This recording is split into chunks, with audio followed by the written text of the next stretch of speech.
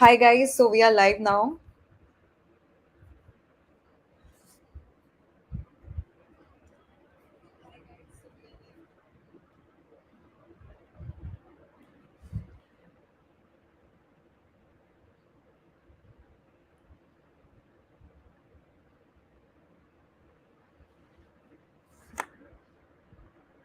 Good afternoon, guys. A very good afternoon. How are you all?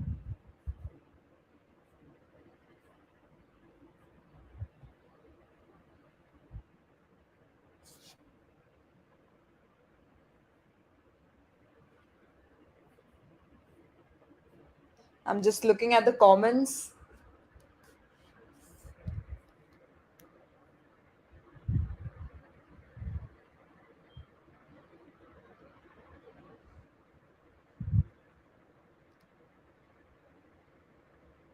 I'm absolutely fine, guys. Much excited to start with a masterclass. I hope you guys are excited too, and I'm audible, right?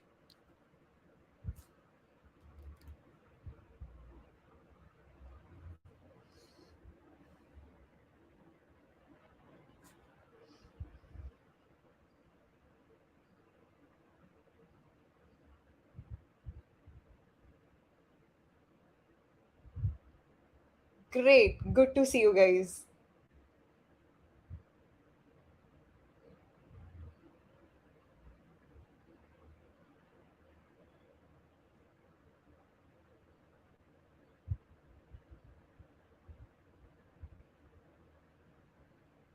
Just wanted to understand that are you guys college students or working professionals?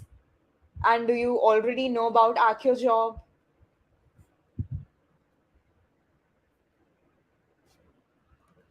Or is it the first time that you are attending this masterclass?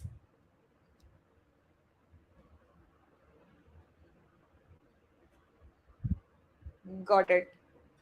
Also, have you guys been a part of my earlier masterclasses, or again, is it the first time that you are attending one?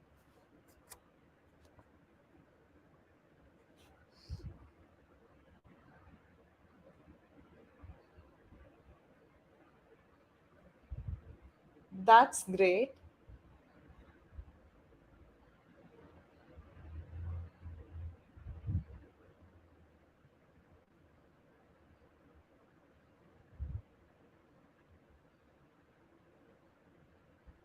Great. So, people who have already been to the masterclasses earlier, I guess they are already aware of what I am going to take up.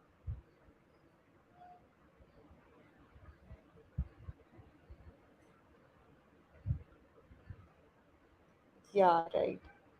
Cool, guys. Let's not wait more. Let's get started. So, let me just give a brief intro of myself. So, I'm this class.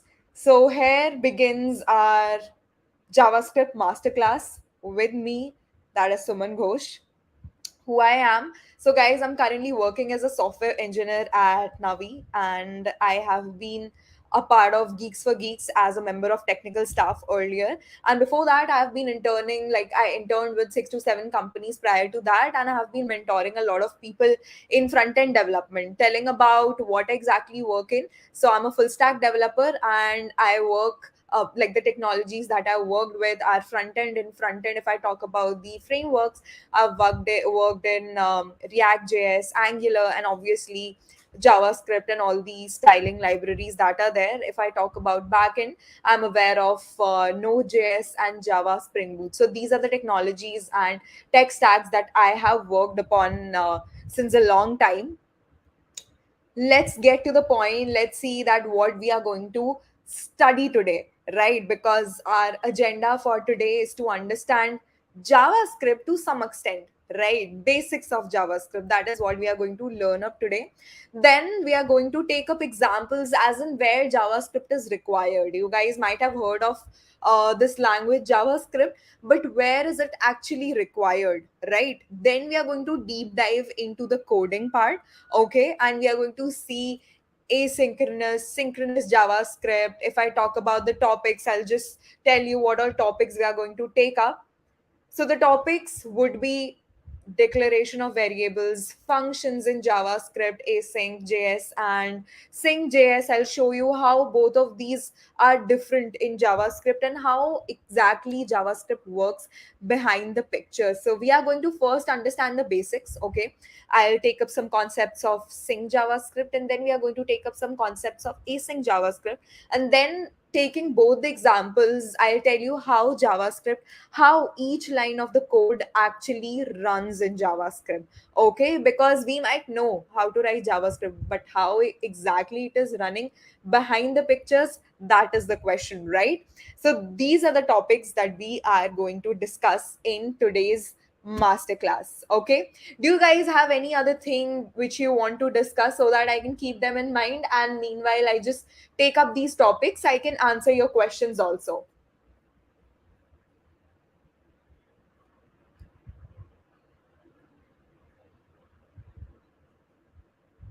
Yes, guys. So if I talk about AccioJob, so let me just give you a brief about AccioJob also for the students who are new to AccioJob. Right. So at AccioJob, we take up the complete courses. So we have front end as a module. It is going to be a complete module wherein you start with DSA, okay, and then you have front end, and then you have back end, right? And in between, you can choose up things also. So that is how our complete syllabus goes in. Okay, it's broken into small modules of 17 or 20 days. Okay, a month across it is extended, so you have modules. If I especially talk about the front end module, you have four modules. Okay, the first module is the F1 module, which basically consists of the basics of HTML CSS. Then moving forward in the F2 module, we have JavaScript, okay, which is synchronous JavaScript. In our F3 module, we have asynchronous JavaScript.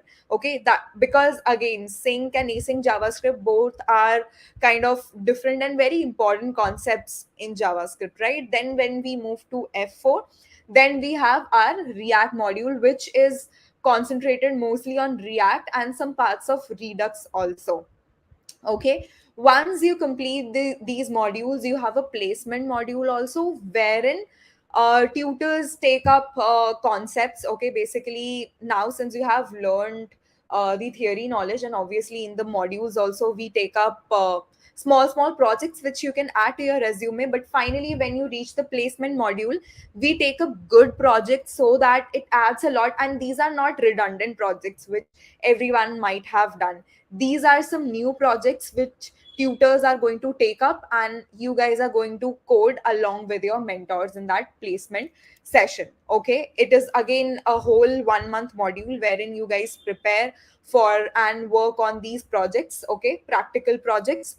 Okay, and apart from that, you after that you complete some point of module. Like after two modules, you can start giving up mock interviews. Okay, so it's a complete set. You need not worry about the placements. One, you go with the flow, you take the course, you need not worry about the interviews. Okay, you need to worry about the mock interviews. So people are there, again instructors from really good companies who have already been there, done that.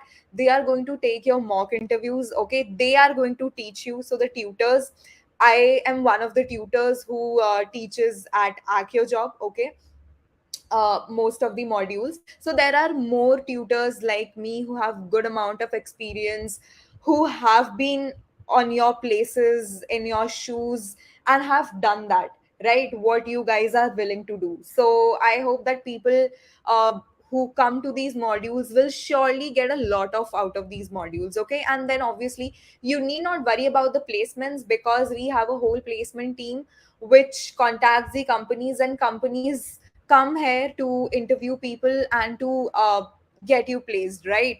So the only thing once you come to AccioJob is to complete the modules, right, and study thoroughly. That is what we expect out of you, and nothing else. Everything else is on us.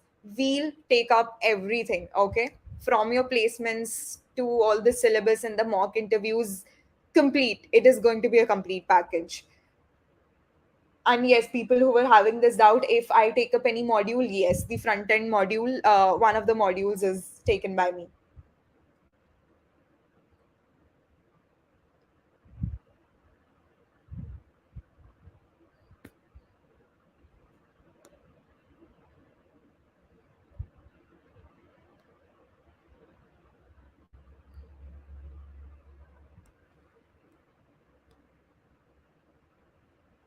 Okay, guys, so shall we start with our masterclass?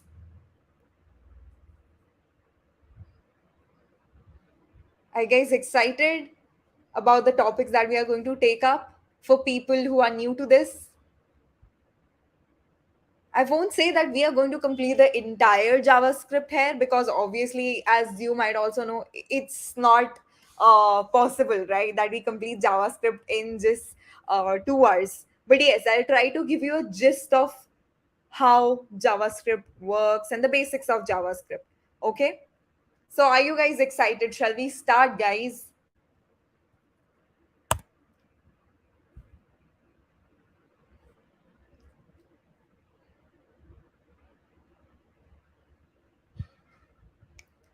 Cool. So, let's move on.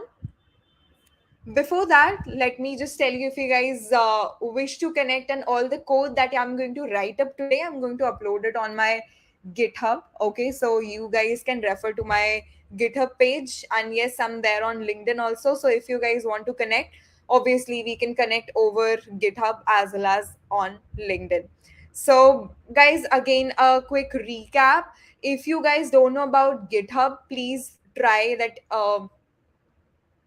to come up on GitHub and try to push your projects, because it helps you a lot in front of when you are just interviewing, right? It helps you a lot in presenting in front of the interviewer that okay, these much repositories you are actually pushing, you are active on GitHub.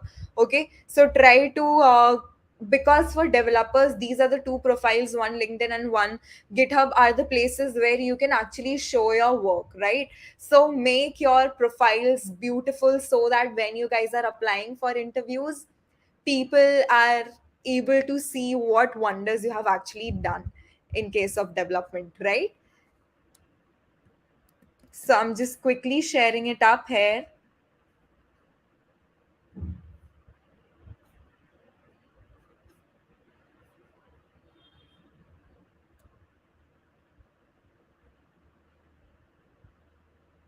Cool. Yep.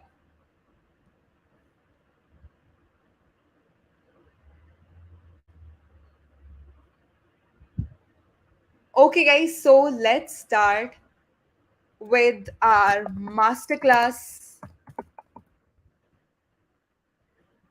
JavaScript masterclass, right?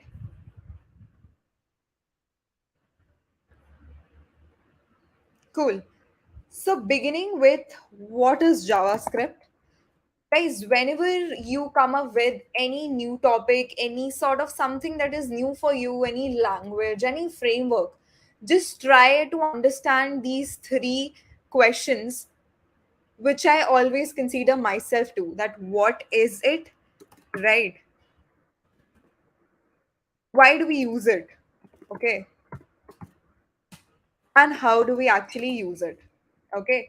So my questions every time I study something new is, what is this, why do we require this, and how are we going to use it, right? So let's understand the first question, that is, what is JavaScript? Okay, what is JavaScript? Any ideas, guys? People who might have already heard of it, any gist of what is JavaScript?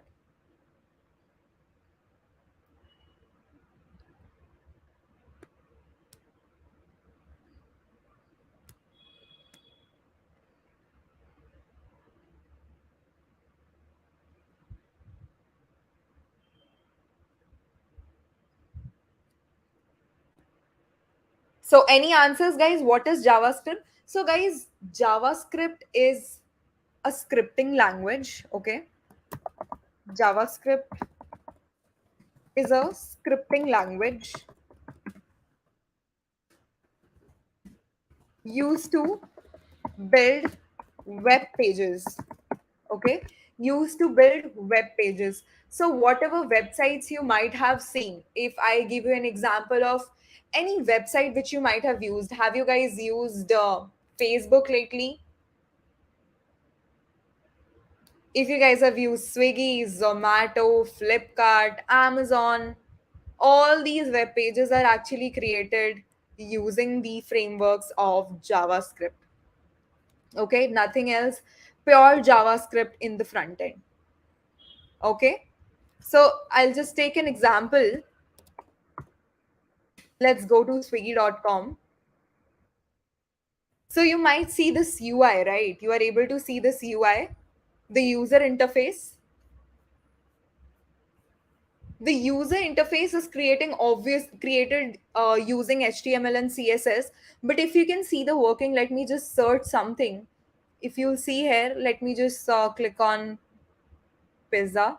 It shows me all the places where I can find pizza, and if I click on one of the outlets, it renders me all the details of the outlets that are present in this region. Okay, that are specifically present in this region. Okay, and yeah, the list of all the restaurants that are there.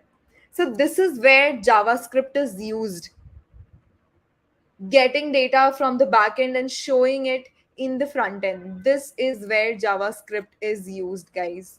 If I click on offers, can you see how it navigates to the next page and shows you again the details with respect to the place that you have searched upon? And similarly for the search, if I just click on it, all these clicks, all these events that are happening when I change the location, let me say if I change the location to this, okay, all these small things, the changing of the location, okay, the searching, the filtering part. Now just see this. If I click on fast delivery, it is going to filter all these outlets with respect to the fast delivery. Right. If I click on the rupees, it is going to filter all the things with respect to the prices. And if I go to any of the restaurants and if I add something, all these things, all these UI changes that you are seeing, right, on the button click, this pop up came up, right? If I add this item, let me just add some more things. Let us just add this. And if you see, when I clicked on checkout, it shows me if I can either log in, or if am new to Swiggy, I should sign in. So all these things adding to the cards, each of the button clicks that you can see, right, which is leading you to something, that is again happening via JavaScript and nothing else. It is pure JavaScript, okay, and obviously we are using frameworks here, right? So the framework that generally people are using these days is React. But let's not dug deep there, right? We are going to understand JavaScript here. So I hope you understand that what is JavaScript. So JavaScript is a scripting language which is used to develop web pages. Now the second question is, why do we need it? Why do we need JavaScript? So as I already answered this question, that why? JavaScript is used to create web pages. You cannot create web pages without using JavaScript.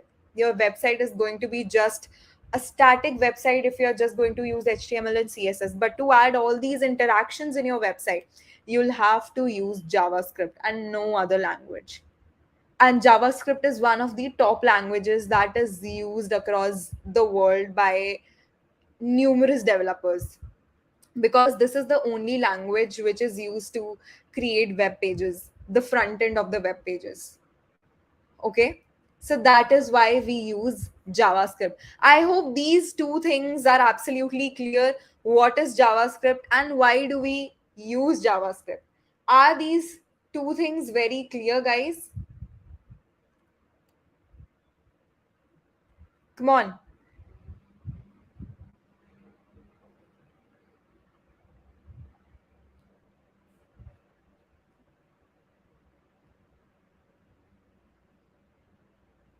Any doubts in this, people?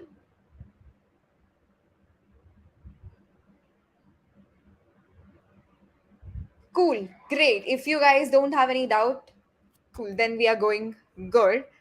Now, I'll go to this how question after 10 minutes, right? So let's just wait for 10 minutes and let me just explain you the features.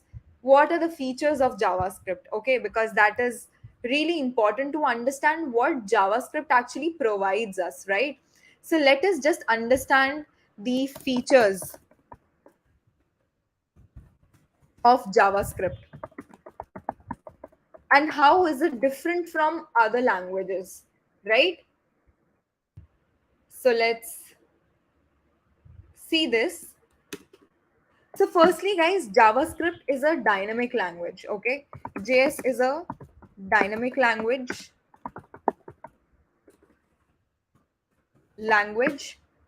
Secondly, as I told you already, that it is a scripting language mainly for creating web pages. It is a scripting language.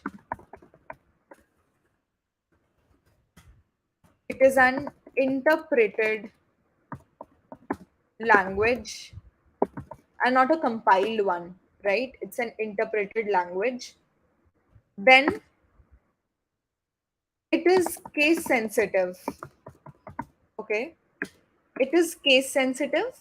And the most important thing that comes in JavaScript, the most important thing, JavaScript is a synchronous,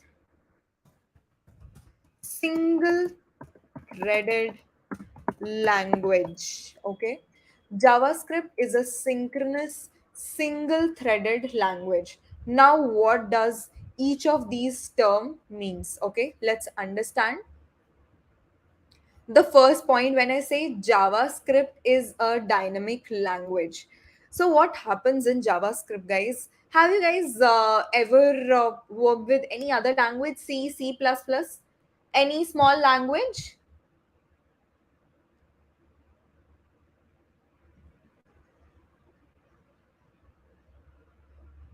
No.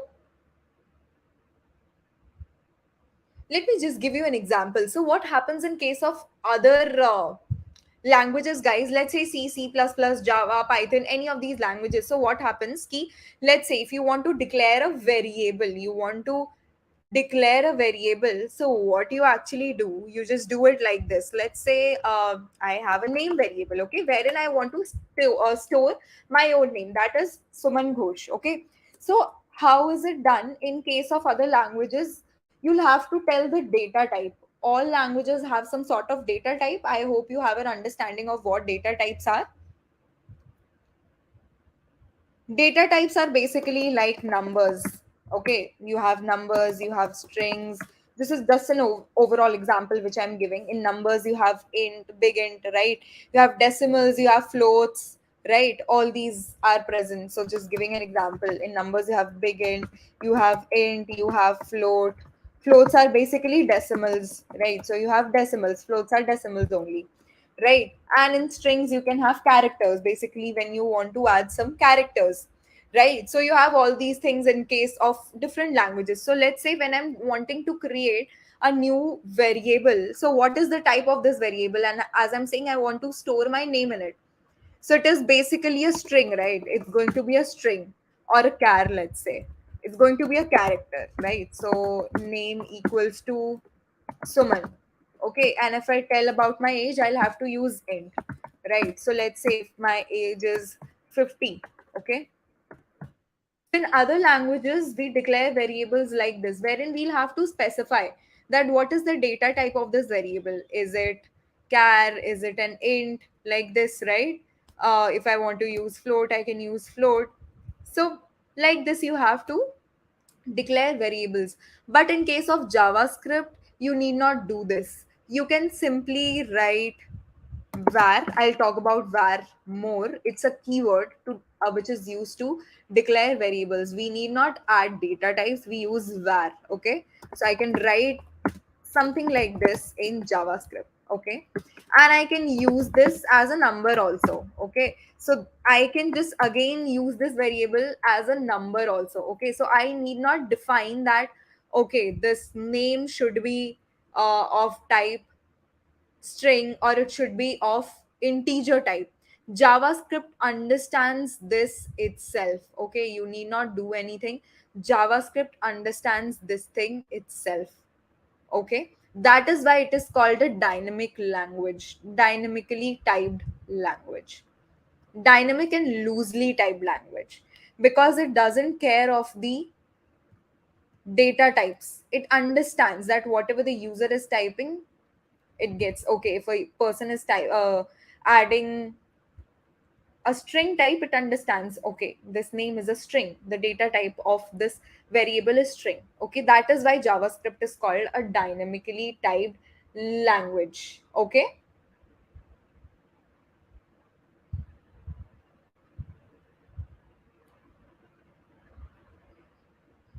is it clear, guys? Then when we talk about scripting languages, obviously, as I told you, scripting languages are basically used. It is a scripting language, JavaScript, which is used to create web pages. Okay, it is a client side language. So what are client side languages? Client side languages are the ones which are used to create the front end. Client is the one that you are able to see. Okay, and server sides are the ones that you are unable to see, which is the backend.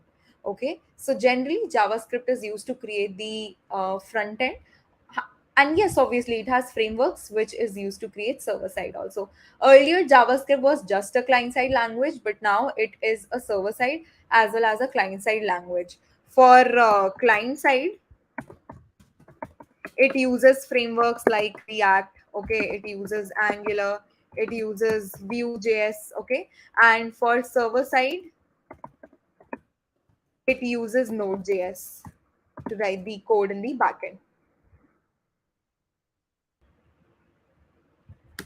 Okay, now comes interpreted language. Can you guys tell me what does interpreted actually means?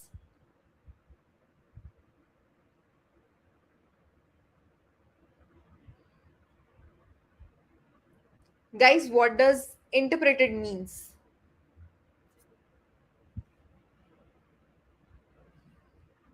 Any idea? You might have heard this term already.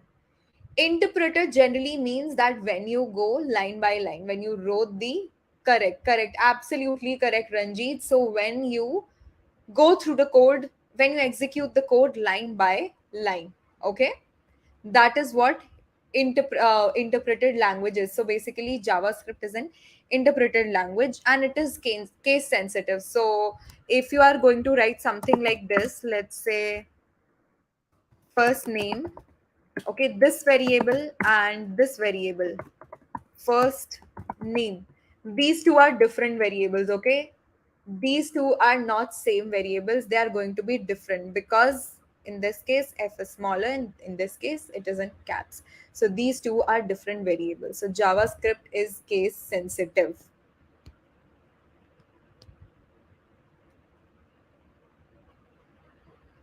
Is it clear till now here, guys?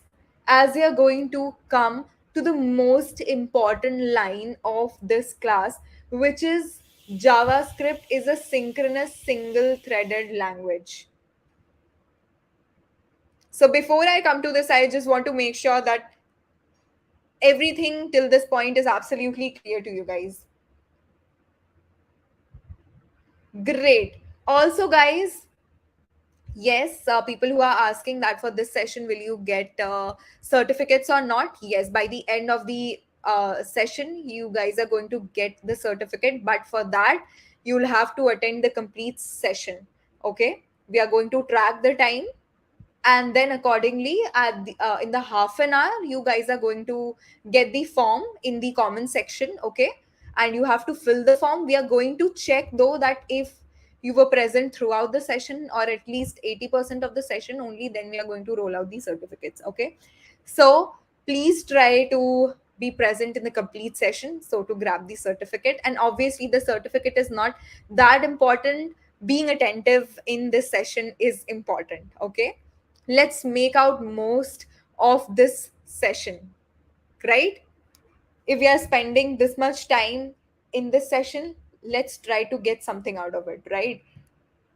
Cool. So let's move with the most important term that I told you. JavaScript is a synchronous single threaded language. Let me just focus on this. Let me write it here. JavaScript is a synchronous single threaded language. What do I mean by single threaded? So, guys, JavaScript only has a single thread to run the code, to execute the code. Okay, you can just consider that again, like it has something, a source of thread in the backend wherein you can execute one line at a time. Okay, that is why previously, as I told you, that it is an interpreted language. It cannot compile thing as a whole. Okay, the code is not compiled as a whole. Each of the line is executed one after another. Okay, that is what I mean by single threaded here. So I mean that when I say single threaded in JavaScript, code is executed one after another.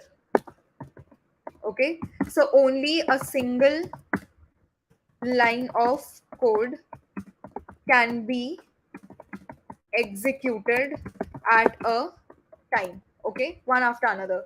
And when I mean synchronous, synchronous means synchronous. Okay, synchronous means in sync. Okay, when I say in sync, that means that this line of code is executed in a certain order. The lines of code are executed in certain order. Okay, that means, let's say if I have a code, let's say I have line 1, this is my first line code. Okay, then I have 2 and 3 and 4. So if I say, when I say single threaded, as I told, the first line code executes, then the second line, then the third line, then the fourth line.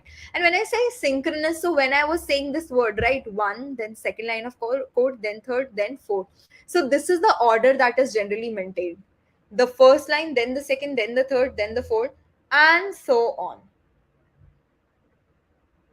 Okay, this is how it works. And when I say synchronous, guys, these are very important terms. Let me just quickly explain you these terms. We learned about single threaded and synchronous.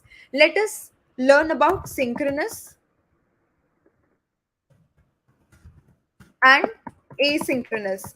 These two terms are going to be very important for you to understand this whole concept of JavaScript. Okay, so let's understand what synchronous means actually. So synchronous means one after another in a sync. Okay, tasks are picked up one after another when I say in a sync. If I give you an example, let's say that you guys are given an assignment. Okay, uh, so let's say you guys, most of you have been to colleges, or let's say in schools also, right? So sometimes it happens though that all your teachers give you assignments that uh, at a single point of time, right? Let's say holiday homeworks. You guys used to do holiday homeworks in school.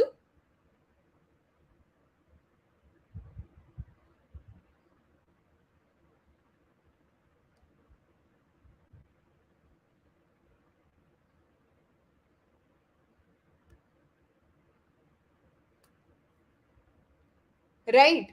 Okay. So let's take up an example of your homework. So what used to happen in your holiday homeworks?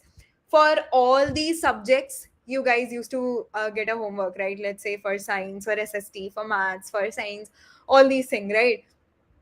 And what you guys used to do, you guys used to pick up one task and then complete it. Let's say you had the maths ka holiday homework, you guys used to complete that assignment and then used to go to some other subjects assignment, right? Ki pehle you used to complete maths assignment, then you go to the holiday homework of SST and then science and then English or maybe some other languages, right?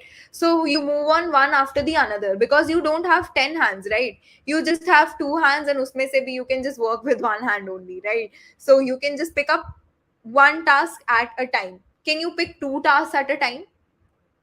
Can you pick up two tasks at a time?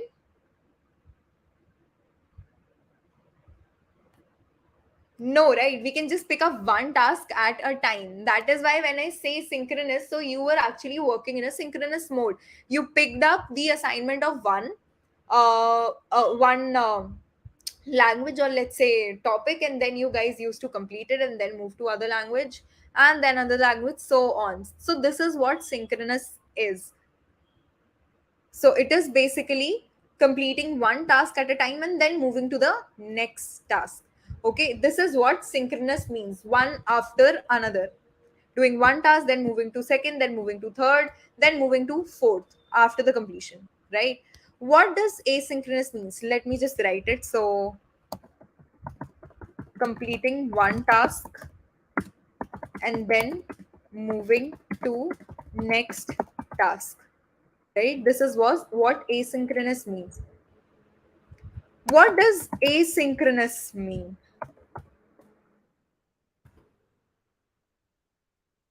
What does asynchronous mean? Asynchronous means that, let's say, all these subjects that you were actually having. So let's say you had these subjects, right?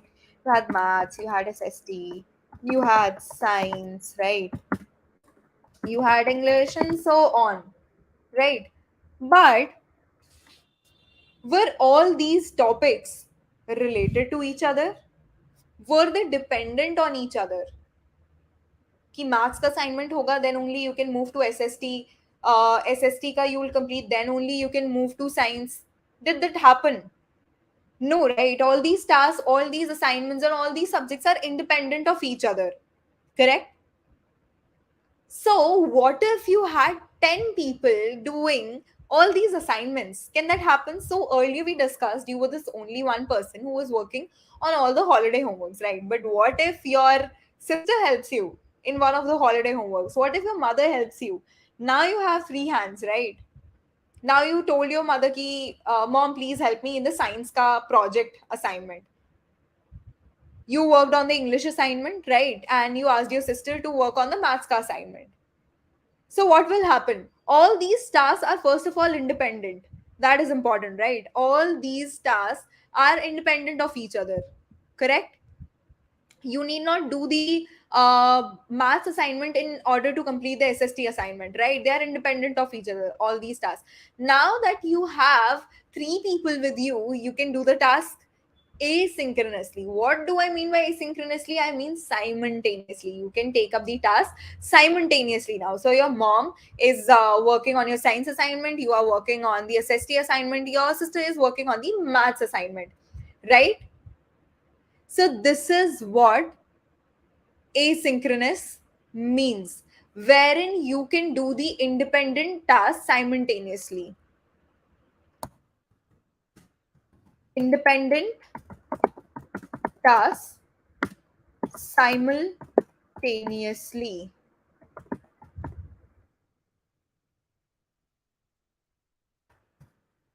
Right? You got my point? So in case of asynchronous, we were picking up our assignments one after another, right? But in case of asynchronous, since all these tasks were independent, but we required more hands, right? So we gave everyone a task, ki please now complete the task. Now what will happen? Obviously, the complete thing is going to take up less time, right? Wherein in this case, you were taking more time to complete the complete holiday homework, but in this case, you will be taking up less time to complete the holiday homework, isn't it? For this case at least. So this is what asynchronous means. If I give you an example as a whole, so what happens? Have you ever been to restaurants?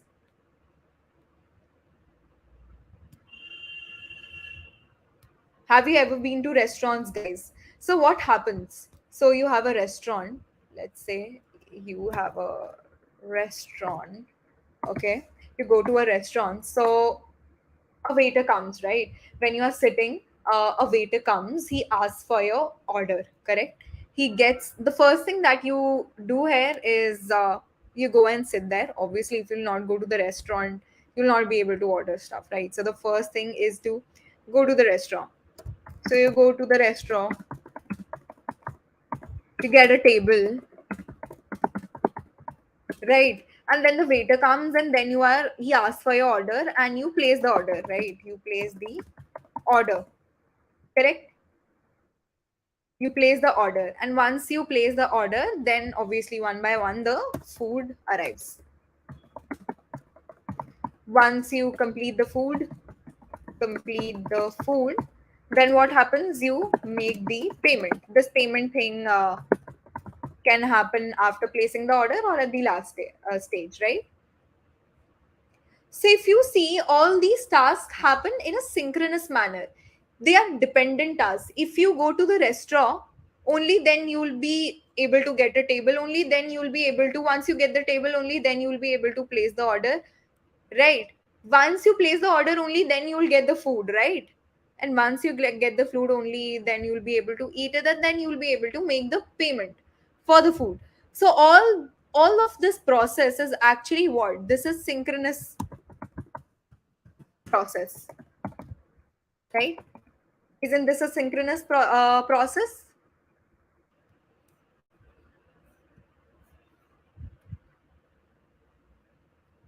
But can you see something? You don't have only one waiter, you have multiple waiters who are actually doing the same stuff, correct? You have multiple people, multiple waiters who are going to multiple people, right? And if I talk about this whole placing the order process, so one, so let's say if you are, once you have made placed an order, some other people have already placed an order, right? And these guys, the restaurant guys, change the color, yeah. So if I talk about the restaurant guys, what do?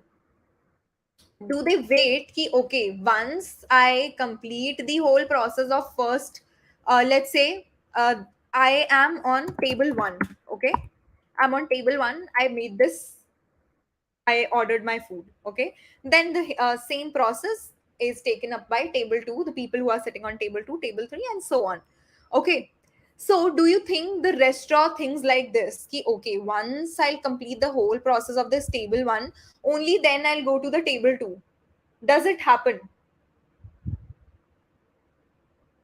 Does it happen like this, guys?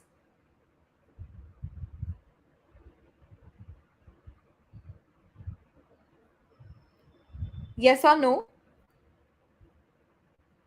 Will the restaurant wait for you guys to have your food, only then will it serve to the other people? And then once those people are going to have the food, it is going to move to the people of table 3. No, it doesn't happen like that, right? It takes all the orders asynchronously. That is what I mean, simultaneously. So what happens in, now understand this process from the perspective of restaurants. They are taking the order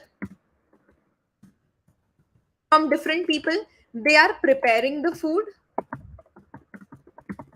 simultaneously, that this is happening, okay, and they are serving the food.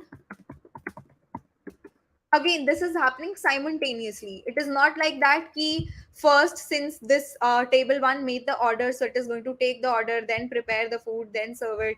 No, it is going to take the order of table 2 also, table 3 also, table 4, 5, 6, and numerous all the tables. It prepares the food simultaneously, it serves the food, it makes the payment simultaneously. Payment simultaneously for all the tables, right? So this is what is called asynchronous, because if you understand this thing from the perspective of the restaurants, it is going to be asynchronous. Why? Because again, let me repeat it, that the restaurant is not waiting for table 1 ka process to complete, okay, it is taking order from all the tables. So this is happening, this thing is taking place, all these tasks happen simultaneously, right? All these tasks happen simultaneously for all the people there in the restaurant, correct?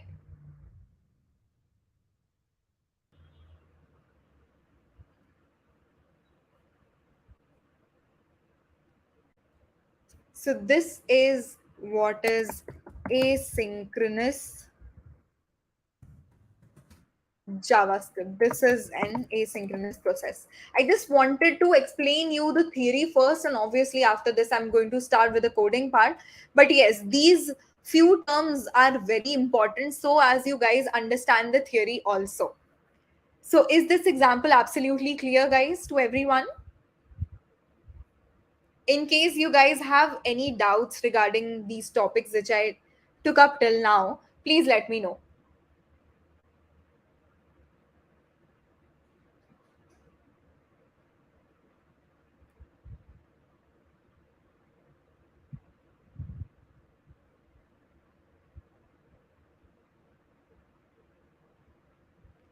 Guys, please concentrate on one thing, irrespective of everything. Let's just try to, again, I'm repeating this thing, try to get the most out of this lecture. Okay, focus on the study part, right, rather than focusing on other aspects. This is a humble request to everyone. If you guys have any doubts regarding Accio, I might not be the best person in clearing all your doubts for that. For that, you guys already have a link that is attached in the chat section, okay, wherein you guys can see, right, in case of any doubts about Accio, there is a form that you can fill, and people are going to revert you. The team is going to revert you to answer all your doubts, okay? But I am here to teach you guys, okay, to help you guys with front end, right?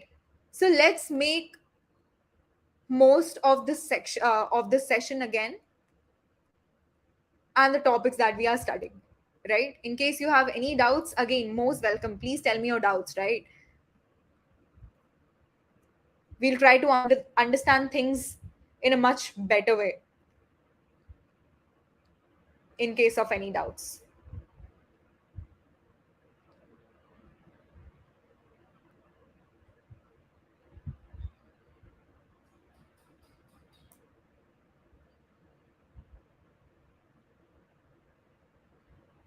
Cool. So moving forward, I hope I covered all the things here. Let's just again backtrack and see where we were and what we had to cover. So, as I told you, we are going to learn about the basics of JavaScript. So, I guess I covered the basics of JavaScript, wherein I told you what is JavaScript, right? Why are we using JavaScript? What are the features of JavaScript? I told you the difference between synchronous and asynchronous JavaScript. Okay.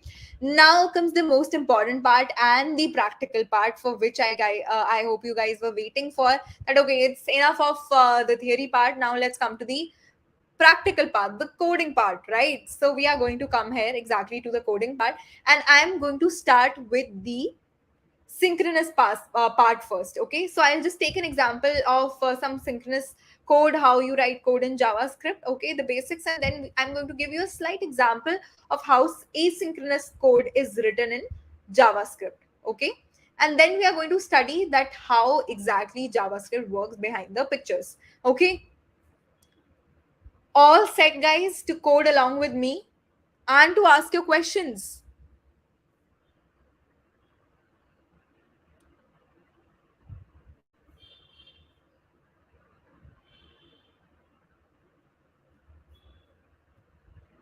Great.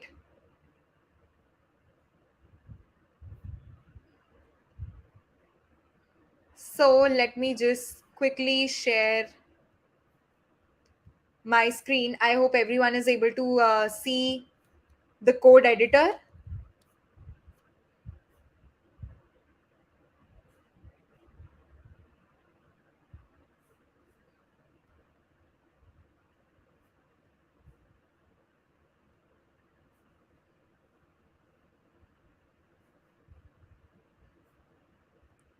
Just a second, guys. Let me just open my code editors.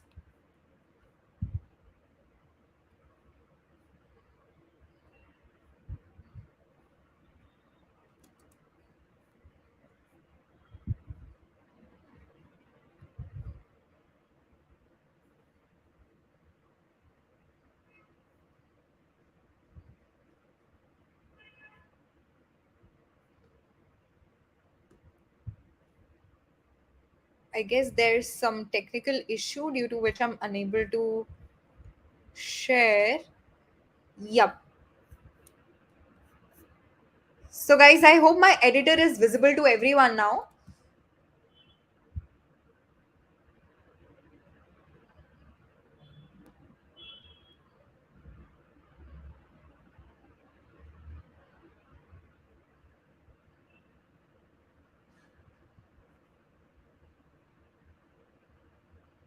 The editor is not visible, is it?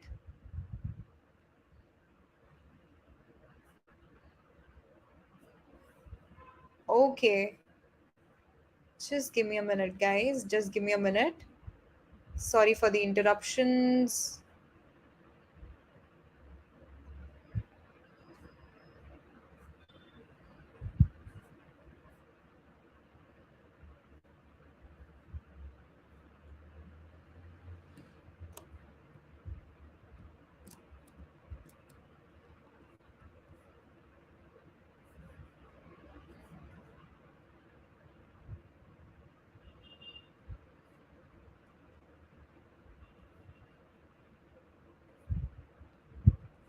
Cool. I hope now my screen is visible, which is the code editor.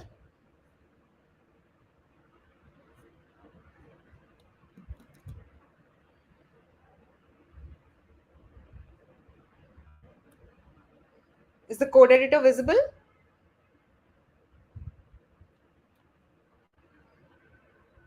Screen is blank, a blank screen. Oops. What's the issue?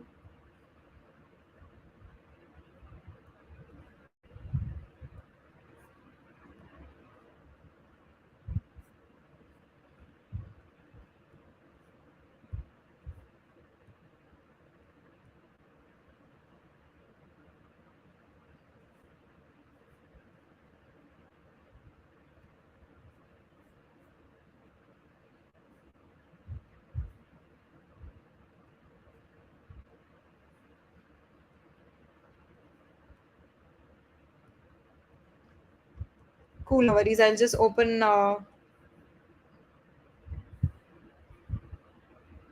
screen here.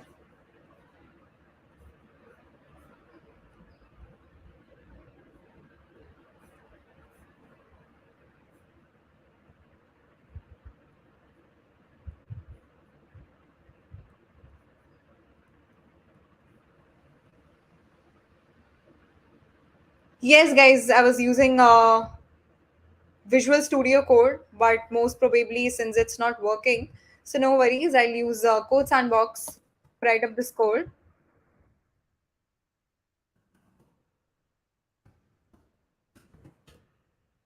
Let me use Code Sandbox JS.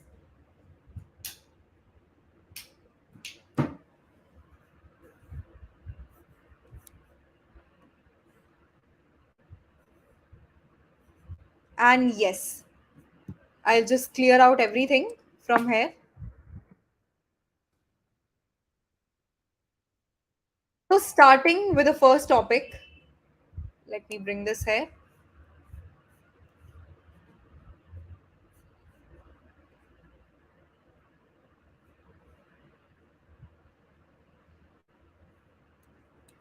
How JavaScript works.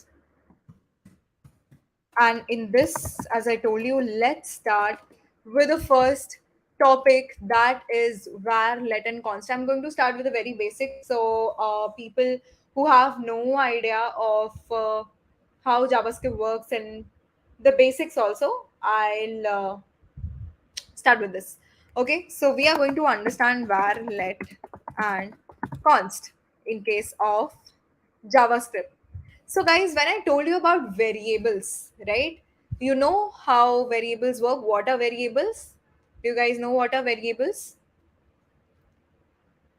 In maths, you might have studied of terms like variables and your constants.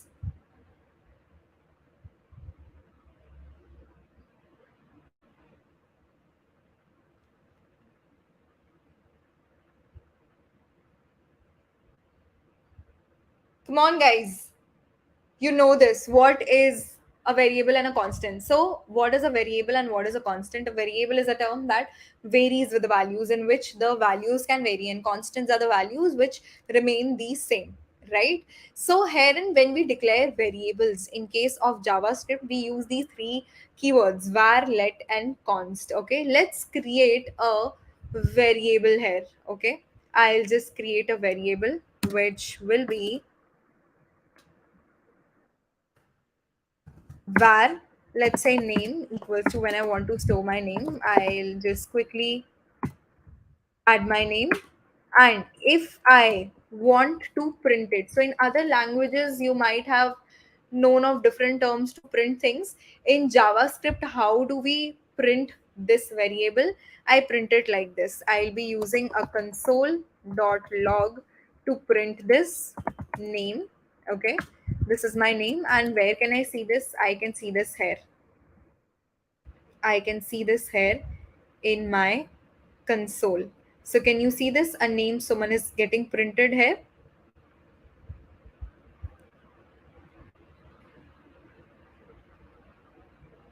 right? Are you able to see this Suman text here? So what is actually happening, guys, here? Let me just quickly explain it to you. So what is this var? As I told you, it is a keyword. Var is a keyword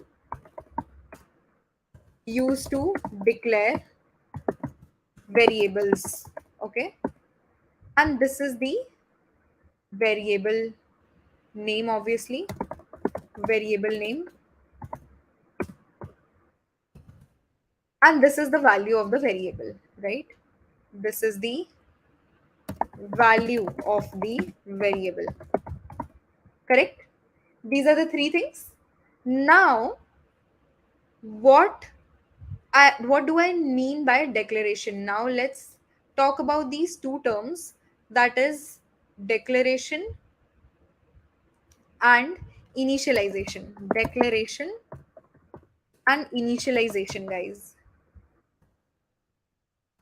Initialization. So what do you mean by the term declaration? So declaration means allocating memory in the space. Allocating memory, memory space. Allocating memory for a variable. Allocating space in the memory. Let me write it like this: for a variable in the memory. Oops. Variable in the memory. Okay, so whenever someone says declaring a variable, when I say declaring this variable name, I meant that there is some space, okay, in the memory. So let's consider that there is some space in the memory. In one of the spaces, I am allocating, I'm creating a bucket called name. Okay, I'm creating this bucket name, okay, in the whole memory space. And what does initialization means? It means assigning value to the variable. Okay, when I say assigning value to this variable, now this bucket was empty, okay, since you haven't initialized it. This is what declaration means. If I would have done it like this is an example of simple declaration. Okay, you have just created a new bucket with the name as variable. Okay, you have just created a new container with the name. Okay, and then what is initialization? When you initialize some value to it. Okay, how do we do that? So when I do name equals to Suman, which is where I'm actually initializing the value. So here it will be Suman now. Okay, so now this bucket has the value Suman. So if in any case anyone wants to access the value of this variable, he just needs to print this value name. Okay, and since we are doing the declaration and initialization in both the line, this is how the way you can actually do it. You can do declaration and initialization in two lines also, like var name. Okay, and then you are using this name equals to Suman. You can do it like this also. Let me just comment this out. Let me clear the console.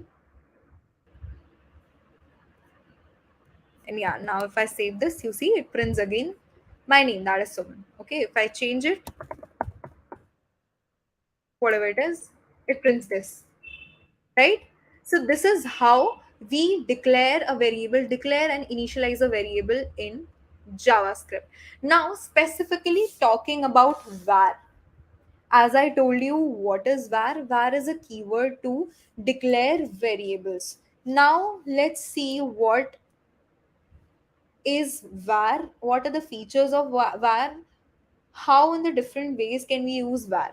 Okay, so guys, I hope this concept of declaration and initialization is very clear to you, because the next concept that we are going to learn about are going to concentrate on these two terms actually: redeclaration and reinitialization. So what happens in case of var, guys? Let me just write it and let me just comment this out.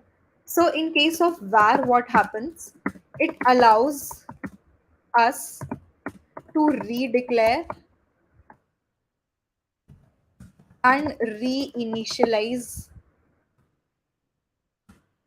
values or variables. Okay.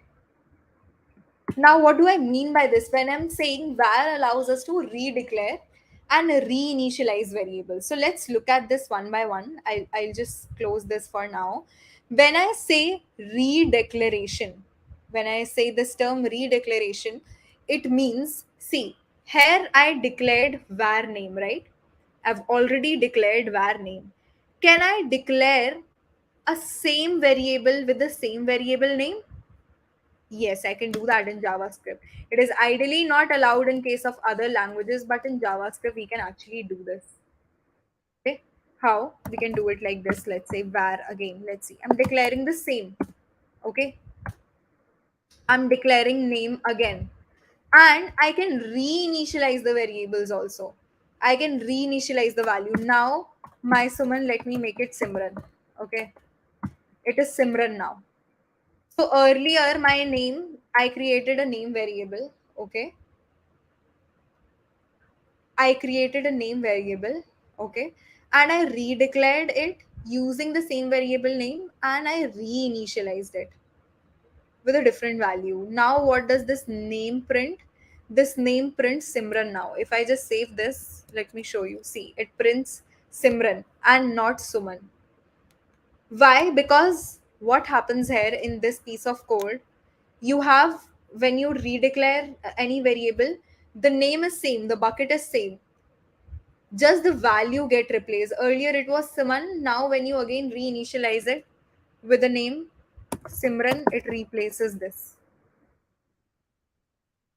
Okay, so var allows you to redeclare and reinitialize variables also.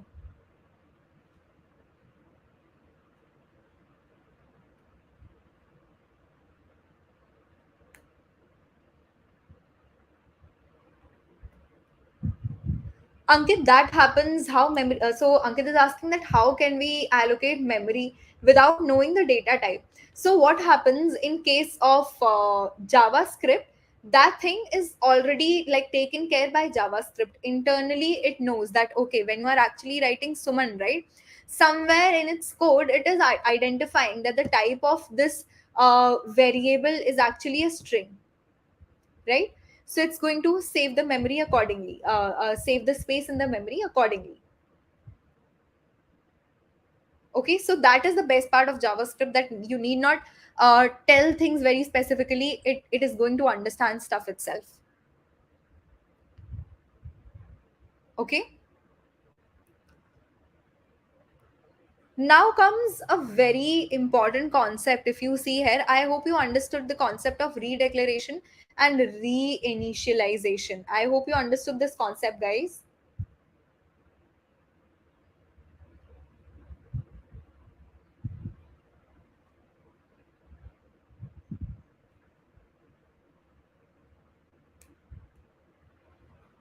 Guys, again, I'm requesting you all, please don't spread negativity. I understand your concerns, I'll not be able to help you in that.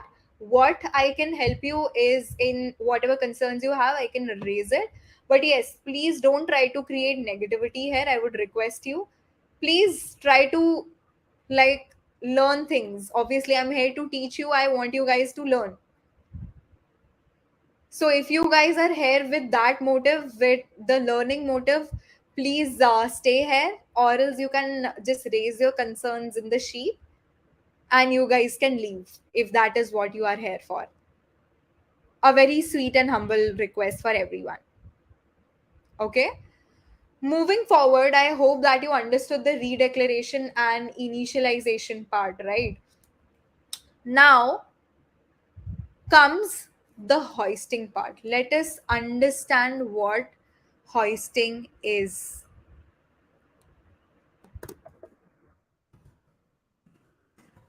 A very, very, very important concept in JavaScript, guys. Hoisting. Okay. Hoisting in JavaScript.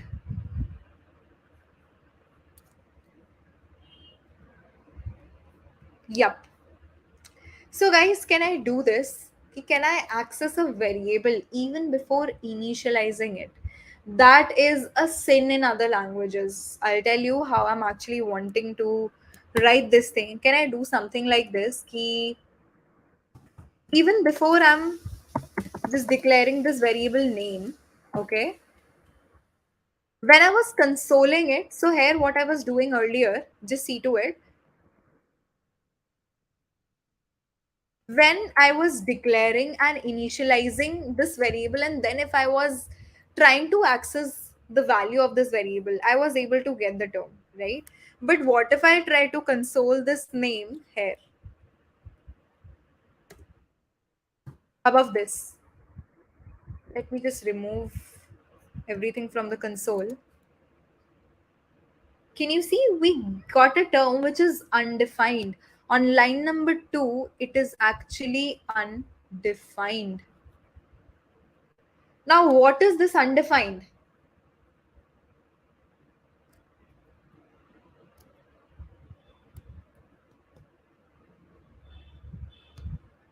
What is this undefined, guys? So let me explain you what is undefined first of all. Undefined means that you have declared a variable. A variable is declared, but no value is assigned to it. Okay, that means it's empty. Basically, the value is not assigned. This is what we are actually doing here. If you'll see, at this point of time, you have this variable name, but it is not defined. It is not defined. It is undefined basically. And then you have a term called not defined. Okay, let me tell you the difference between these terms. Not defined, and then you have a term called null. Okay, so you have all these three terms. Not defined means that you haven't declared the variable at all.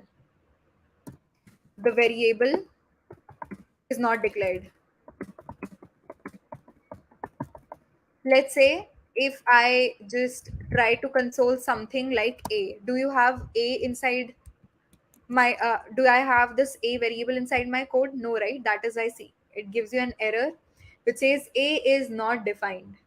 Okay, a is not defined, that means it is not declared. That is why it says it's not defined. If I just remove it with name, it is going to say that it is undefined. See, the value is undefined. Okay, that means you have declared the value but not assigned any value. Null is again a value in itself. It's a value, empty value which you assign. Generally, you'll not get it straight away if you are actually giving the name as null, right? Let me make this Simran as null. Okay. Once I made this null, see, it prints null here. So whenever you are actually like null is a proper value, it's a data type in case of JavaScript. You give this value, or if a value is empty, if a variable is empty, then it returns null value. Okay. Is it clear? Are these three terms clear, guys?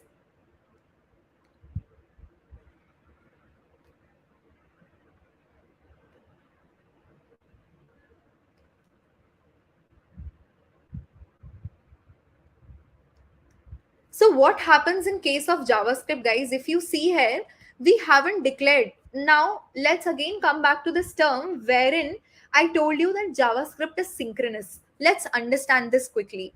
Okay, I'm going to take it a bit faster so that by the end of the session, I want to exactly tell you how JavaScript works, how this line of code exactly works, right? So that is why just bear with me. I'm going to take it a bit faster. So please have all your ears here.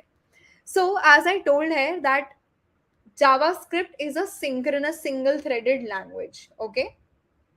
It is a single threaded synchronous language wherein I told you that the code moves line after line. So what happens? Let's see here.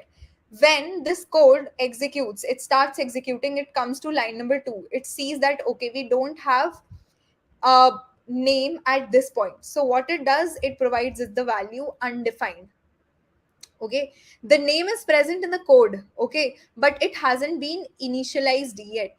It is declared but it is not initialized. That is why it returns you the value undefined.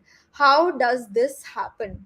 How does this happen that on line number 2 it is getting an understanding JavaScript? How is it getting to know that this variable is declared, just that it is not assigned till this point? How does this happen? How does this happen?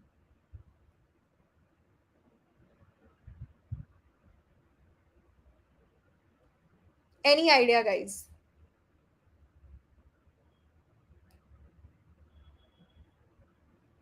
So, guys, this happens because of this hoisting. Because of hoisting. What is hoisting? Now, let's come to this very important concept, that is hoisting. What is hoisting? So, hoisting refers to a process wherein the interpreter actually moves the declaration of the variables to the top of their scope. Okay, this means moving the variable and function declarations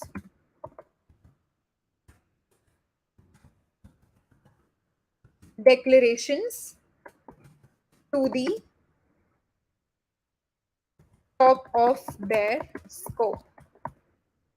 Scope, for now, you can mean that this, understand that this space wherein I'm writing this, it's not present inside any curly braces, right? So if I would have written something inside this space, it would have a different scope. Okay, if I'll write my code inside another curly brace, it would have a different scope. You can mean, for now, you can just understand that scope is a space, okay, wherein the code is written. So in this case, the scope is written in the global space, as in, no, it is just written straight away. Okay, not in any block, any sort of brackets it is written. It is present in the global scope, inside the code directly, not inside any brackets, right? So what I'm saying here, that what is hoisting? It means moving the variable and function declarations to the top of the scope. So actually what is happening here, I tell you, when I'm saying moving the variable declarations to the top, I mean that behind the picture, if I show you this, this is how JavaScript works. It takes this name variable and declares it here. Okay, it just does the declaration. It doesn't initialize anything.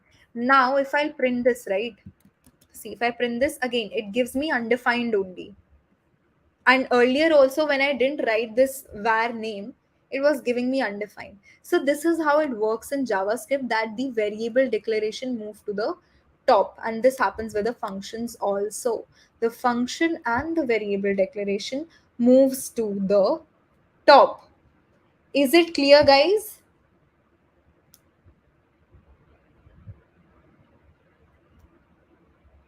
Yes, we can basically access the variables and functions before even initializing them. And that is what hoisting is. That is because of hoisting, right? What hoisting is? It is moving the declaration, function and variable declarations to the top of their scope. This is what hoisting is. If I just write up this code somewhere in the, let me show you, let me just write this code in the console. Let me open a console here.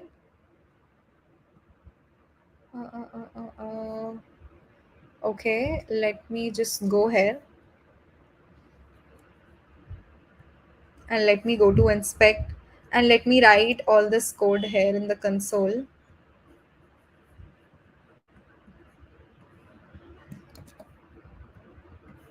Let's bring it up here.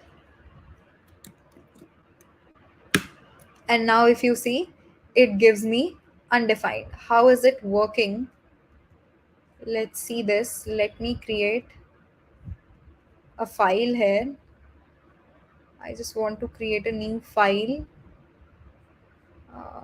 Group by, isn't it allowing me to create a new file? No worries. So let me just add this code here.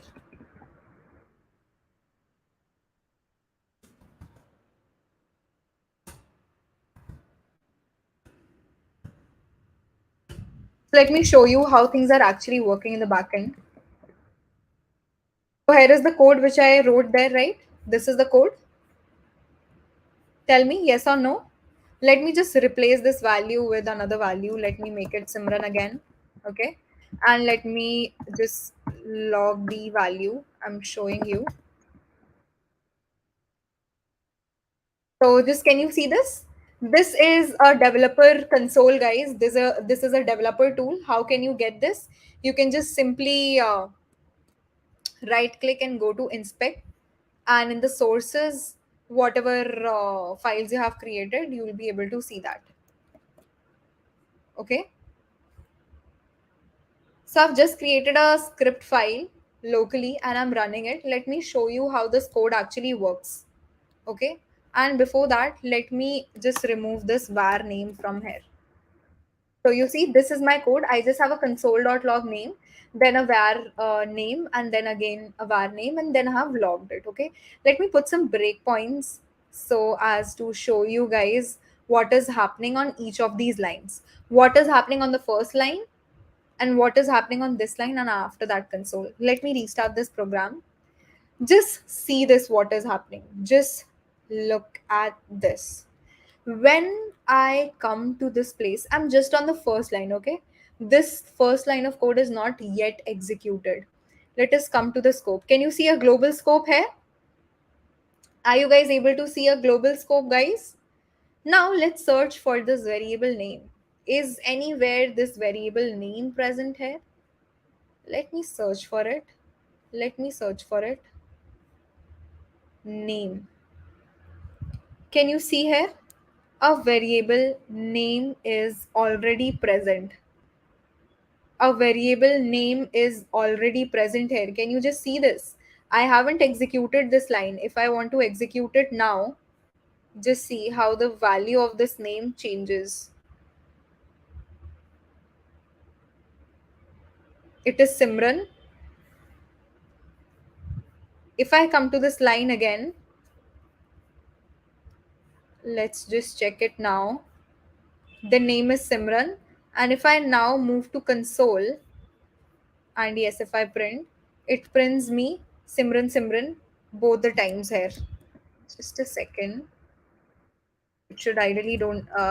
Okay, actually, the variable name is different. That is why this is happening. Let me just change this name to something as F name.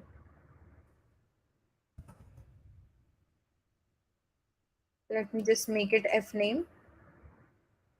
Now I'll just restart the program, guys. I'm restarting the program. I've changed the variable names. Okay, now I've changed. Since what happens, guys, name is already a built-in key in built-in keyword in the text editors that you use. That is, I have changed the name to F name. Now, if I come to here, now you'll understand how it is working. See, I haven't executed the first line yet. If you see here in the F name, can you see the value is undefined here? The first line hasn't even executed. Still, you have this variable F name in the global space. In the memory, this F name is present. How is it actually happening?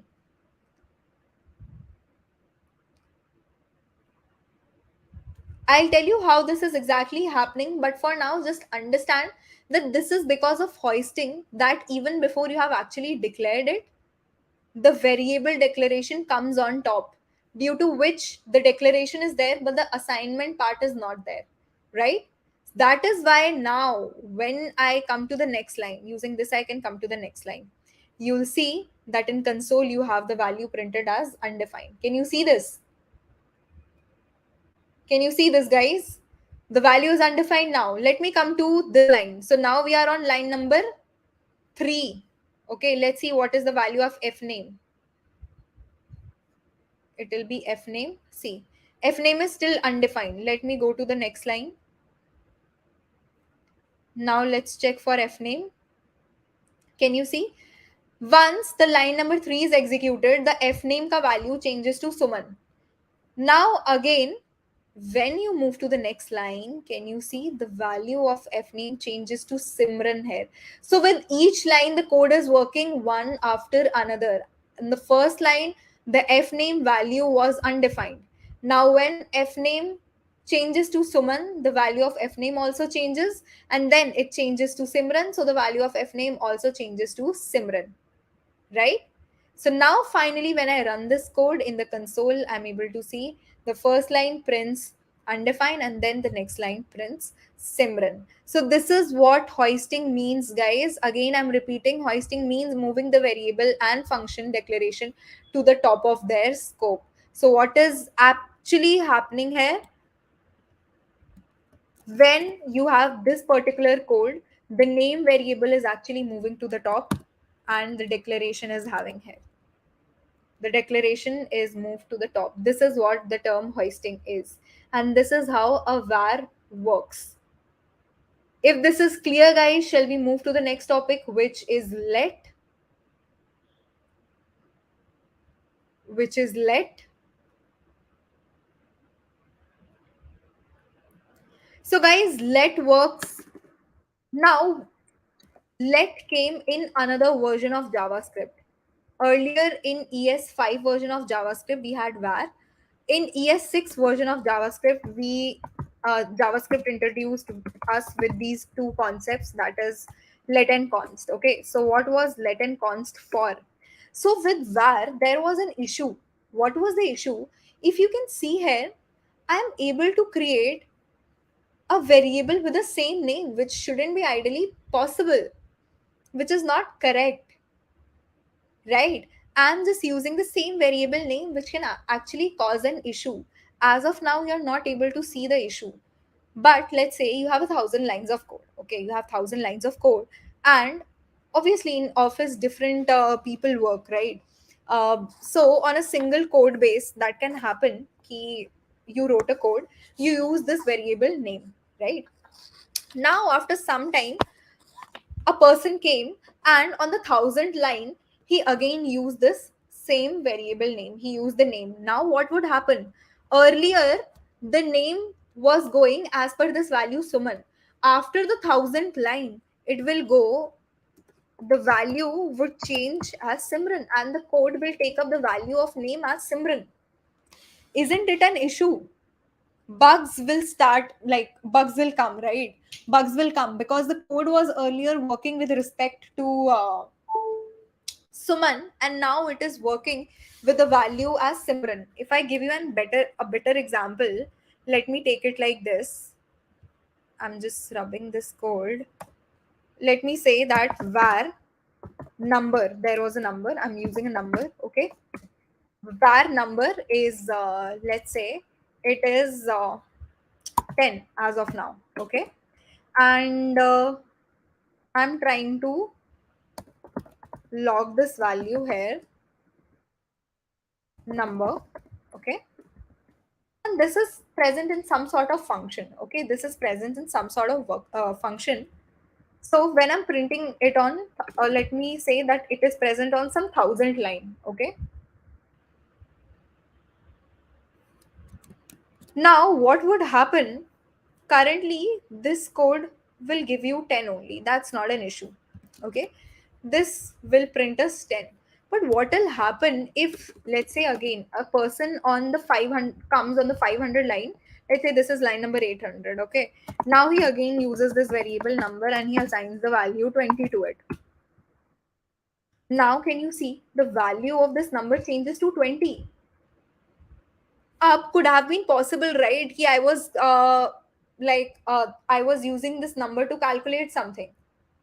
Earlier I was calculating this number on the basis of the value 10. Now I'll be calculating this value with respect to 20, which might give me error, right? So to eliminate this issue, ideally declaration shouldn't be allowed, redeclaration shouldn't be allowed with the same variable name. The variable name should be different.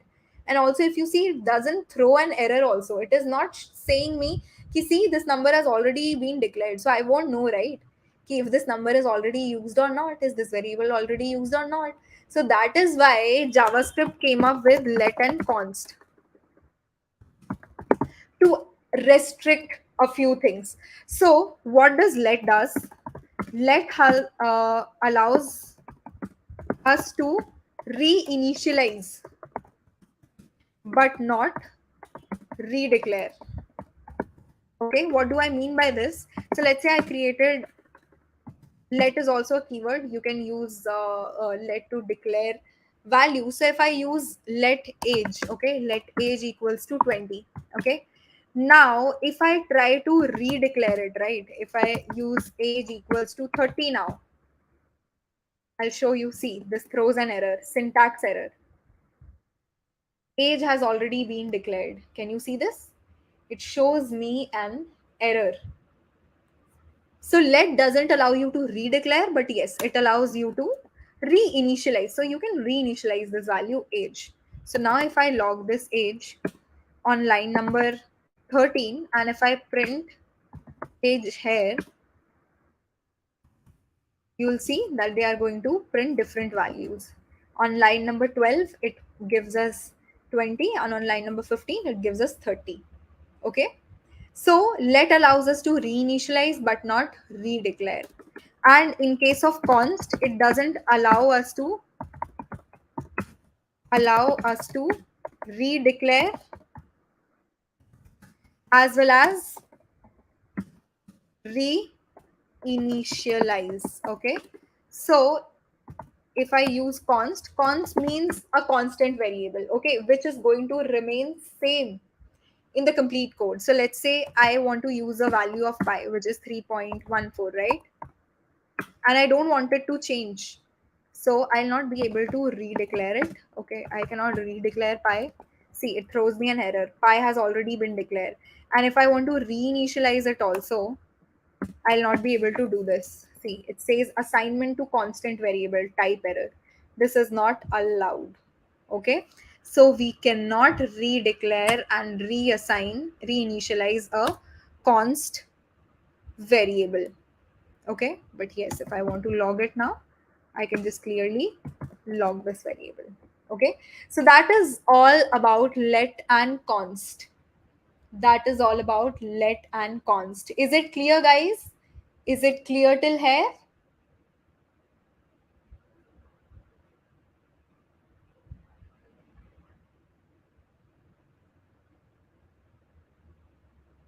Guys, please tell me if it's clear.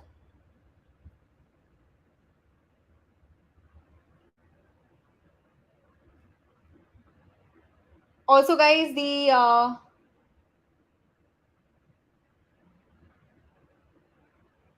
certificate form has been rolled out, so you guys can add that.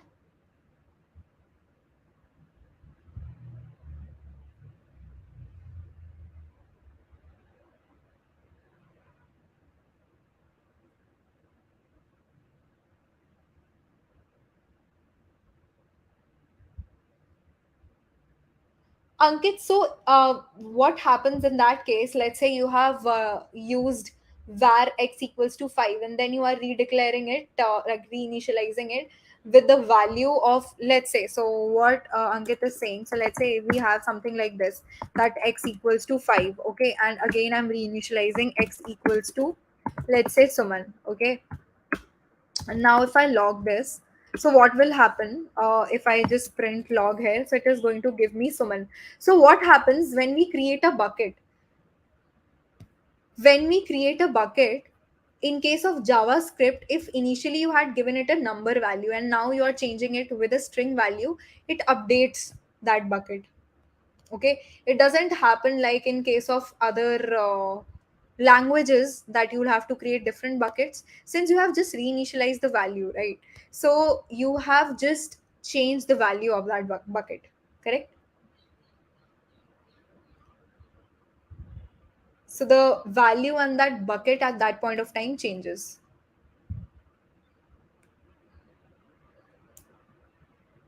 Okay, guys. So that's all in case of variable declaration. Now let's quickly understand functions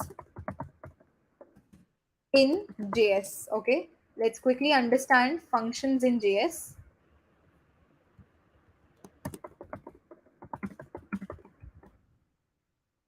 So, guys, why do we use functions first of all? Why do we use functions?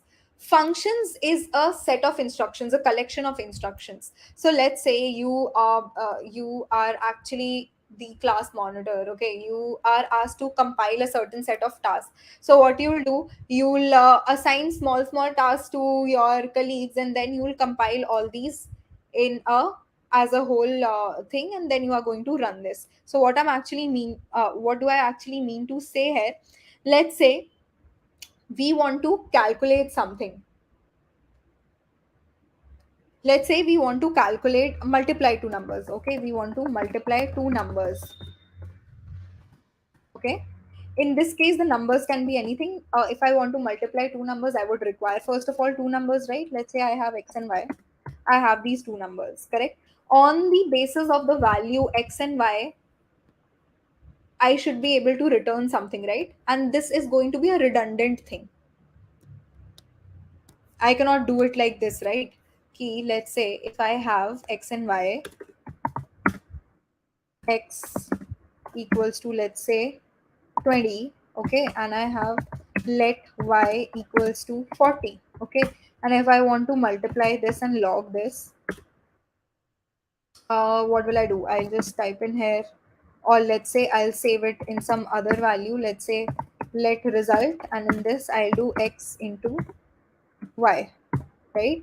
And if I want to print the result, now I'll have to change it, right? Oops, let me just remove this. Yeah, so can you see it gives me 800? And also, guys, just to point out that in case of var let and const, var is not used now, okay, because of the issue that I told you. It allows you to redeclare and reinitialize. Also, redeclaration is not a correct way of doing stuff. Okay, it was an earlier way. Now we don't use var, we generally use let or const in our code. Why? Because these things come with a sort of restriction.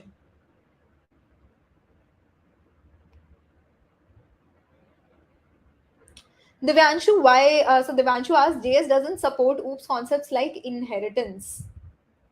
See, it does support inheritance. It does support. It is not like that JavaScript is a OOPS based language. Just that in case of JavaScript, like in other languages use class inheritance.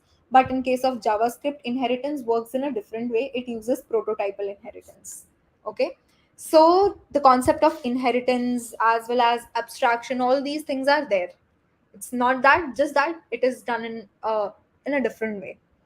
Okay. Any other questions that you have till now, guys?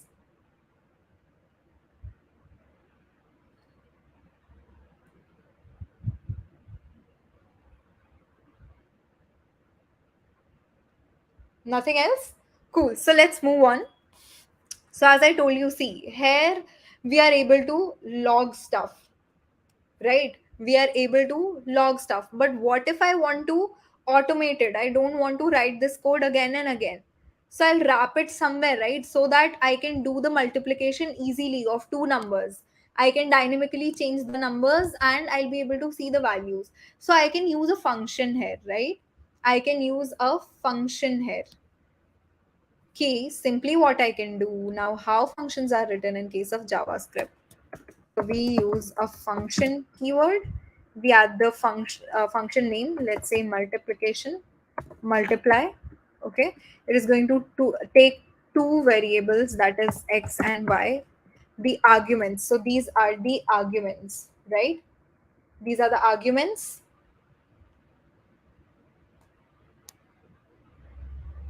Correct, guys?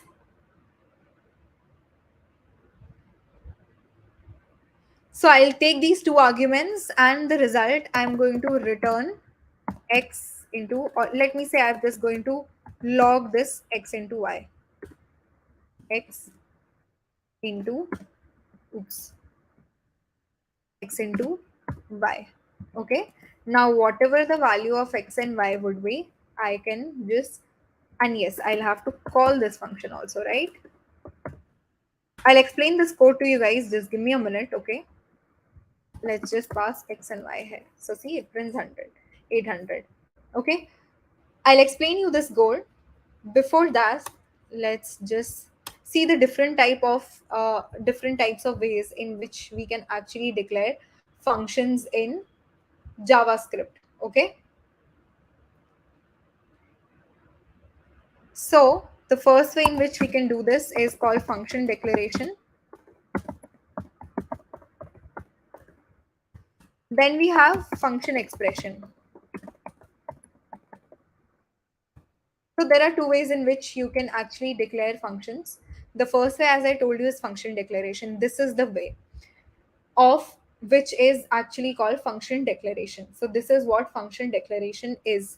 In function declaration, as like in case of variables, what you are doing, you were using this let keyword to declare a variable. In case of function declaration, this is the function name, and this is how you declare it using the function keyword. Okay.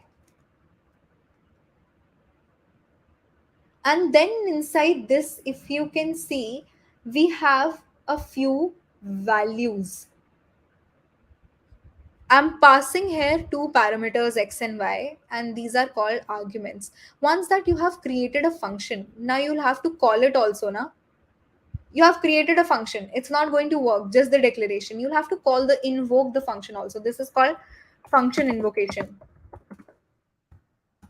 Now, what is function invocation? It means you're calling the function. Let's say you have a machine, right? Have you seen those ice cream machines which like scoop out the ice cream out of the machine? Have you seen those ice creams?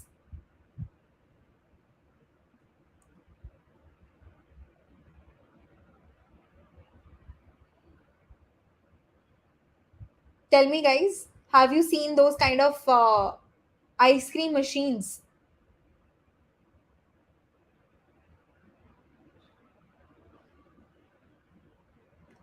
So,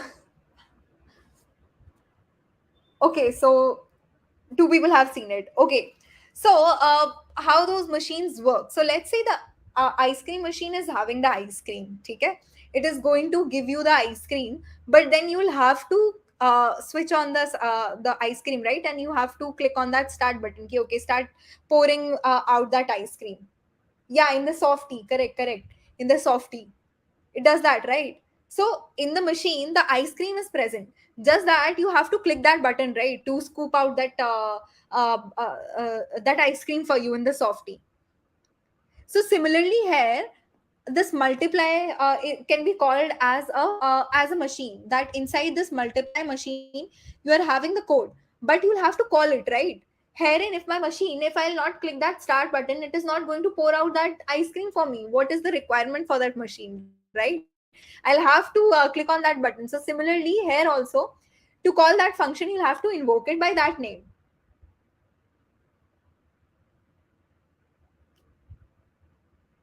Okay, so this is what is function invocation. So when you create this is just that you are creating a function. You will have to call it also, right? Ki ha bhai, please do this work for me. Let's say one of your friends, you have told him ki hey friend, just do this assignment. So what happens when, let's say, your friend just completes that assignment, you just call him and ask him, no, ki, hey, have you completed that assignment? And yes, if you have completed that assignment, please share it with me. You call out that person, right? That, hey, please give me your assignment, something like that. So that person is having your assignment, just that you call him and you need to ask him for the task. So similarly here, what we are doing, we have created a function, but we need to call it also in order so that this multiply function does its work. Okay, so this is how function invocation works. Once you create this function, you'll have to invoke it.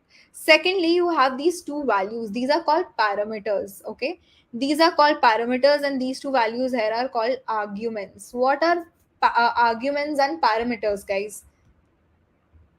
What is a parameter and an argument? What is the difference between these two?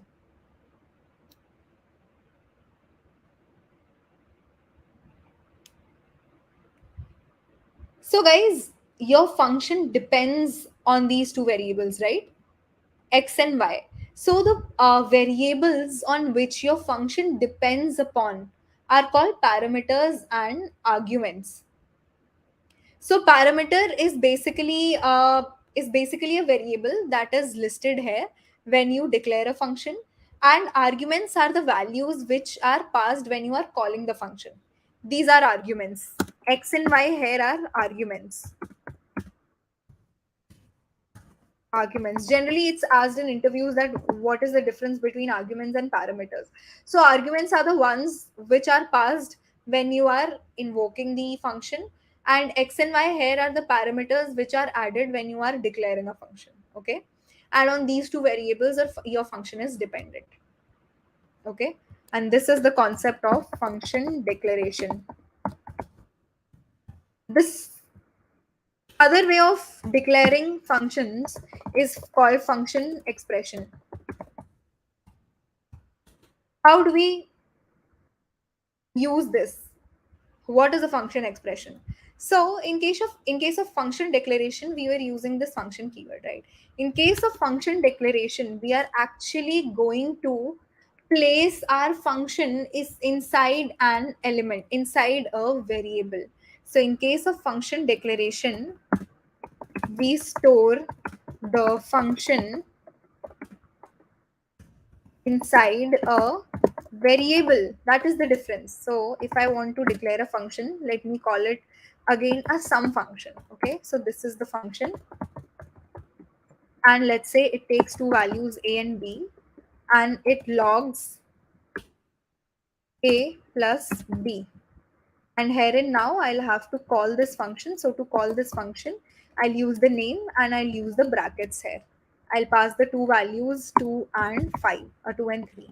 So it prints me 5. And if I write here a sum, see, it prints sum equals to 5.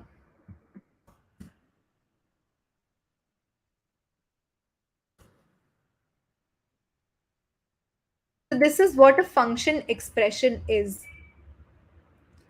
When you allocate a function inside a variable, when you store a function inside a variable.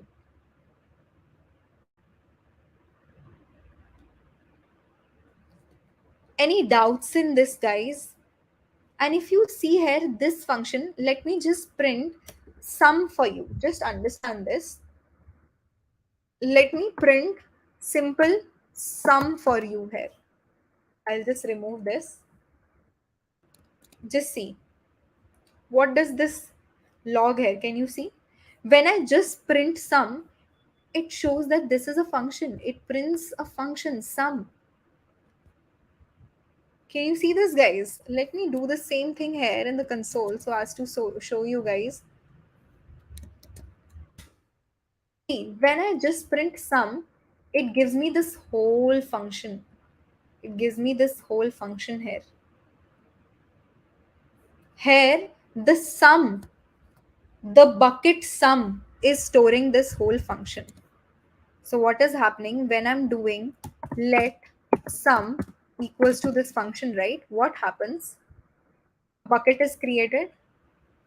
Let us create a bucket. So a bucket is created. The name of this bucket in the memory space is sum. Okay. And what is the value? The value is this whole function which you can see here, right? This whole function is present inside this bucket. Okay. And if you want to call this function, as I told you, function invocation is important. So when I want to call this variable, when I log this variable sum, it gives me function. But when I want to call this as a function, I'll call sum. This is how this variable sum transforms into a function when you just add a curly bracket, a normal bracket into this. Okay. This is called first expression, function expression, where you can actually store a function inside a variable.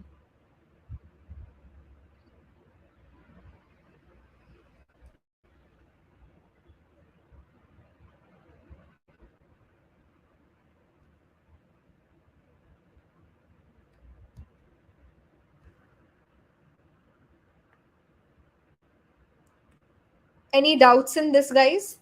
Just wanted to give a heads up. So generally, whatever I teach in case of HTML and CSS, I have added some resources here which will help you guys. Just a second. So if you guys want to go through all the resources for HTML, CSS, and JavaScript, I've added some JavaScript resources here. The best resource for JavaScript view, which you should resort to, is javascript.info. Okay. This is one of the best resources. And obviously, Akshay Saini's course is the best part for learning JavaScript. And obviously, apart from this, some YouTubers which teach you some good amount of JavaScript are these YouTubers. You can go to Free Code Camp, TextTube, and then Traversy Media. I'm just adding it inside this for your help. For all the resources in HTML, CSS, and JavaScript, you can refer to this.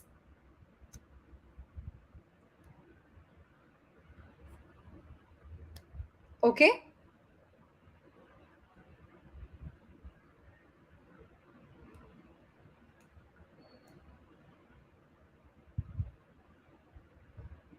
Ivan, it depends on the type of variables that we are adding inside the function.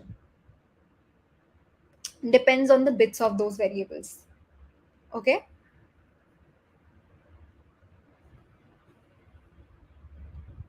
So this is how functions are declared, guys. Also, there are different types of functions. There are arrow functions, like normal type of function I already showed you. There are normal functions.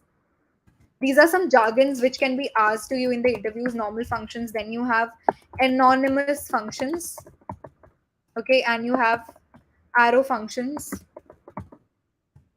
pat arrow functions. So what are normal functions? A normal function is written in this format wherein you have the function keyword and the function name. This is a normal function. Okay. This function can be called as an anonymous function. A function not having any name is called a anonymous function. Anonymous, what does anonymous means? Anonymous means not having any name, right? So similarly here, if you see this function is not having any name, right? This function was having the name as multiply. This function is not having any name. So ideally, if I talk, this function is called an anonymous function. Okay. Then comes your arrow functions. So if I want to write the same thing in case of an arrow function, I can do it like this. An arrow function looks like this. Inside this, you have a variable a, b. So herein, what we had here, we had the function keyword, right? We had the function keyword in this case. But when you try to create an arrow function, you don't add the function keyword, and instead of adding the function, you add a big fat arrow here. Okay. And then if you want to log this, you can log this here. Let me make it add And now if you want to call this function, you can call this function. Okay, so it adds to 8. So this is called an arrow function. Other name for arrow function is fat arrow function also. Sure, Ranjit. So, Ranjit, a very good question, that why are functions called first class citizens? I was about to come to this topic. Functions are the heart of JS, first of all, guys, and functions are called first class citizens in JS. You can call them as VIPs in JS. VIPs. They are the VIPs. And who are the VIPs, guys? Generally, you might have heard of VIPs, right? This term VIP. Who is a VIP? Who can do anything, right? Who can go anywhere, has a lot of money, and who is going to get the first class treatment everywhere. Isn't it?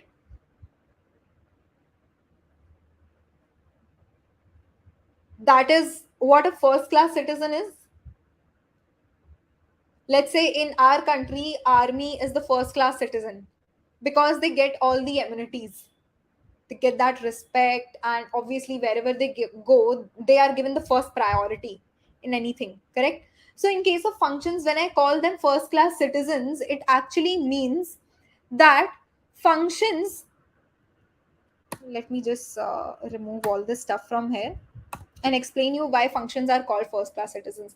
First class citizens, why? Because functions can be stored in variables.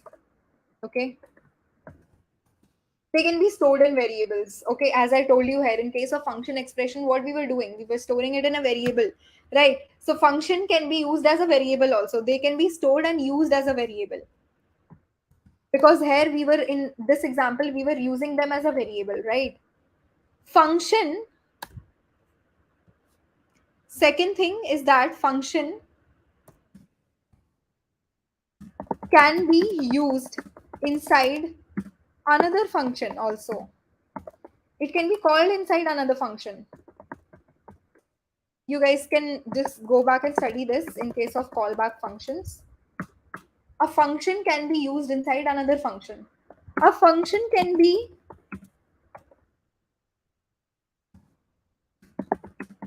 used as an argument to another function.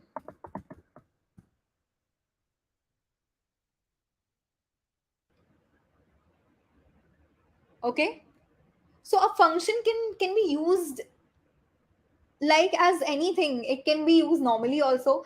It can be used as a variable also. It can be used inside another function. It can be used inside another argument. If any other possibility which you can think of a function to be used, you can use functions in any case, any format. So that is why functions are called first class functions in JavaScript. Okay,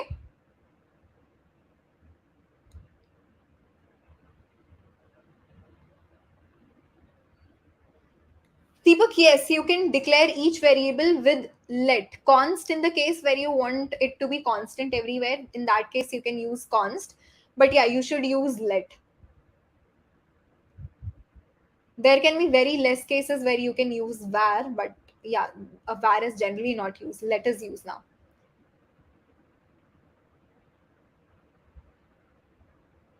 Okay, guys. So that is why functions are, since we have a lot less of time that is present with us. So, do you have any other questions? This is just a gist of what is actually taken up in the classes, guys. So we take a lot of things. Obviously, again, as I'm telling you, in 2 hours no one can complete JavaScript. It is so deep, and that is in the case of any other languages also. This were the basics which I could take, since we were starting with the basics of this masterclass, right? And after this, I would have taken how JavaScript actually works. In this case, like, I can just give you the jargons which you can actually go back and see. So you can look at the terms as call stack, event loop. Okay, event loop, and then callback queue. Just go back and look at these terms.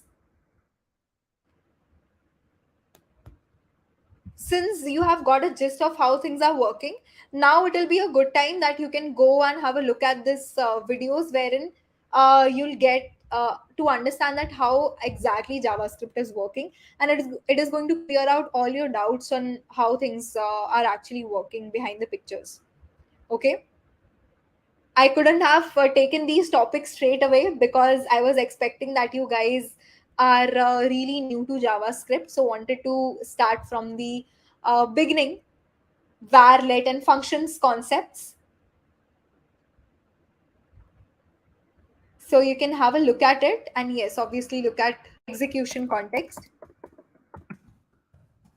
From the point of interviews, guys, let's talk a bit about interviews here. So I have given you resources first of all in case of interviews, wherein this is just a heads up for you guys. Whenever you study something, right, whenever you study a new thing, just try to learn about that topic from all the resources. Medium, this is a blog site, you can go to Medium. Okay, Medium is the best place wherein you can learn stuff. So let's say today you studied about these concepts, right? Hoisting, let's say. So if you want to study more about hoisting, I would recommend that go to Medium, just search hoisting in JS, and you'll get a lot of things right here. Hoisting, you'll get a lot of resources for hoisting in JavaScript. You can write JavaScript. Okay, let's go to hoisting. So see, you are getting so many blogs written on JavaScript, and they are written by some really good people, guys. And this is just for you that please don't ever study from just one place. Okay, try to study from different places, different resources. Not even the tutors who are teaching you might not know everything. Okay, not everyone is a superhuman, right? Knowing everything. Even I don't know 100%. I might know the 10% of JavaScript, right? And obviously I'm trying to deliver whatever I have studied. Like, so similarly, all the tutors who are teaching you might not know the 100% of what the language actually is. So they might tell you different stuff. Now it is your responsibility that don't trust a single resource. Just go and study through different resources. Okay,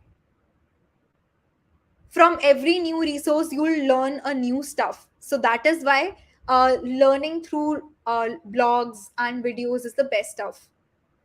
So whenever you get to hear of a new topic, just go to Medium, search for it. Okay, and try to at least study the top 10 blogs. This will help you in getting a better grasp on that topic. This is how I do stuff, I learn stuff. Okay, I just don't watch one video and then yes, okay, I'm good to go. No, I don't do like that. I just go to that topic, understand it first from whatever resource I can, and then to get a better understanding of that topic, I study from different resources, especially from the Medium blogs, because herein really good developers come and write their blogs of whatever they understand, whatever their understanding of these topics are, right? So when we learn from better people, obviously not everyone is available via YouTube or any other course medium, right? There are developers who write these blogs. So if you want to learn from those developers, you'll either have to learn from their books or these blogs. And since these are just free of cost, you guys can go through these blogs. And this is for any language. This is not specific to JavaScript. This is just specific to any other thing that you guys are wanting to learn. So that's all what I had for you guys for this session. If you guys want uh, any other thing, want to understand any questions you have, we guys can just.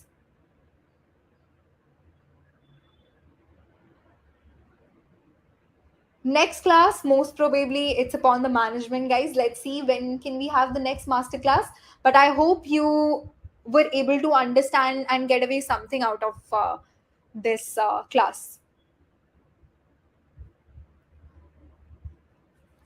I hope you got to learn something new at least one thing.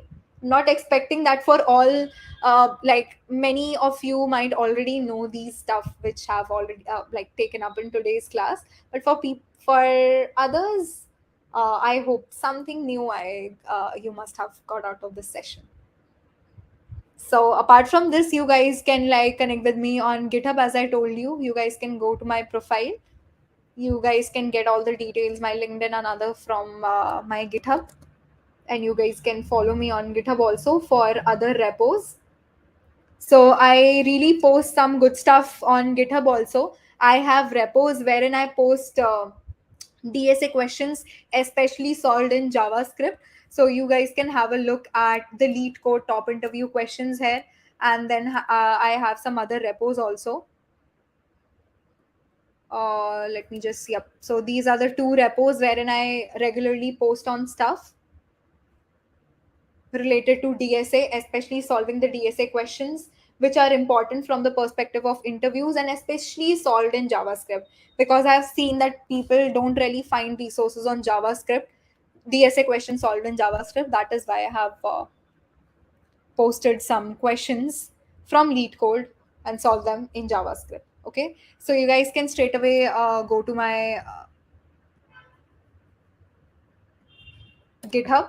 My username is Ghoshtuman845. I'm just adding it here in the chats, and I'll ask the management also to pin it below in the description of this video so that every one can get some examples. So all the code that I add here is present on this repo, so you guys can go and have a look, and you guys can connect me via LinkedIn also. So that's all for today, guys. I hope you enjoyed the session. And thanks a lot for attending the session. You guys can just go and apply at the form, the certificate form. Please go and fill that form so that to receive the assignment. Thanks a lot, guys. Thanks a lot. That's all from my end. Let's meet in some another masterclass some other day. Okay? Thanks a lot.